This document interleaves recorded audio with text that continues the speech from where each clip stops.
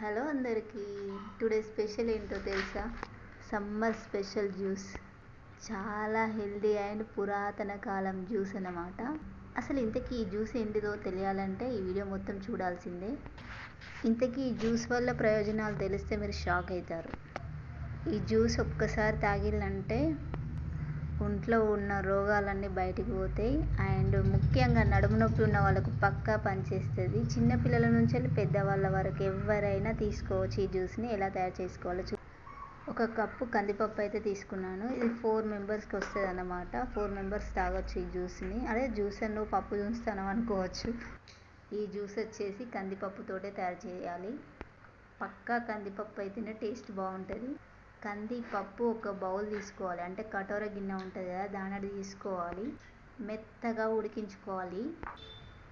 మెత్తగా ఉడికిన తర్వాత అందులో టేస్ట్కి సరిపడా, అంటే స్వీట్ మీకు సరిపడా బెల్లాన్ని వేసుకోవాలి. చిటికెడు సాల్ట్ వేసుకోవాలి. ఒక స్పూన్ నెయ్యి వేసుకోవాలి. చిటికెడు మిరియాల పొడి చల్లేసుకొని తాగేశారంటే చాలా యమ్మీగా ఉంటుంది.